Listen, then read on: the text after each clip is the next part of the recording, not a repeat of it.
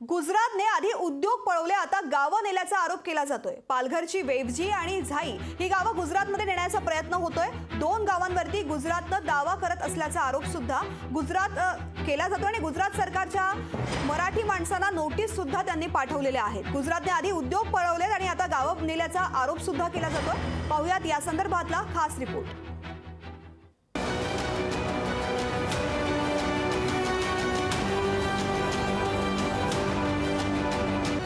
सीमेवरच्या वेवजी आणि झाई गावातील रस्त्यांवरील माइलस्टोन जवळपास 150 मीटर महाराष्ट्राच्या हद्दीत सरकवल्याचा आरोप होऊ लागलाय। गुजरात सरकारनं त्यांची हद्द वाढवल्याचा आरोप होत असून महाराष्ट्रातली गावं गुजरातमध्ये घेण्याचा डाव असल्याचा आरोप स्थानिक आदिवासींचा आहे।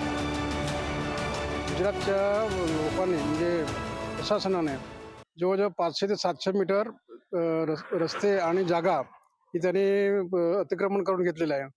आणि आज जी त्यांचे पोलीस आउटपोस्ट आहे, चौकी आहे गुजरातची, ती त्यांनी आपल्या हद्दीमध्ये आणून बसवलेली आहे। 150 मीटर आतमध्ये सरकल्यानं रस्त्यांची कामं रखडली आहे। शिवाय 5 एकर जमिनीवर देखील गुजरात दावा सांगू लागल्याचं स्थानिक म्हणतायत। सोलसुमचे ग्रामपंचायतने आमचे जे वेवजी ग्रामपंचायतचे जे जमिनीमध्ये अतिक्रमण केलेलं आहे ती आम्हाला त्याचं म्हणजे तोडगा काढून मिळाला पाहिजे। कारण की याच्यामुळे आम्हाला जे बाजारपेठ आहे उंबरगाव, हे बाजारपेठ जाणं येण्यासाठी लोकांना भरपूर त्रास होते। कारण की कोरोना काळामध्ये पूर्ण रस्ता माती भराव आणि त्याच्यावर पत्रे लावून अजिबात त्याच्या काहीतरी बारीक कोंबडी सुद्धा जाऊ शकत नाही एवढं त्यांनी रस्ता पॅक केलेला होता।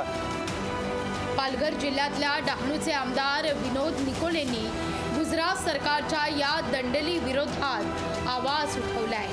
महाराष्ट्राची 1 इंच जमीनही गुजरातला देणार नाही असा निर्धार त्यांनी केलाय।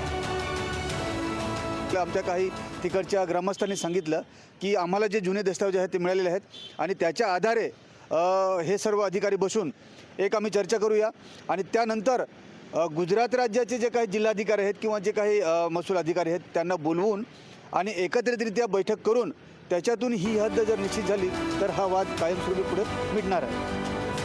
महाराष्ट्रातील अनेक उद्योग गुजरातनं पळवल्याचा आरोप होतोय। त्यातच गुजरात राज्य आता महाराष्ट्रातल्या गावांवर, महाराष्ट्रातल्या जमिनीवर दावा सांगू लागलाय। गुजरातला महाराष्ट्राची जमीन आणि गावंही गिळंकृत करायची आहेत का असा आरोप स्थानिक करू लागले आहेत। गुजरात सरकार विरोधात मोठं जनआंदोलन उभं राहण्याची शक्यता आगामी काळात नाकारता येत नाही। प्रवीण बाबरे, लोकशाही मराठी, पालघर। लोकशाही मराठी ऐका, पहा, जागरूक रहा।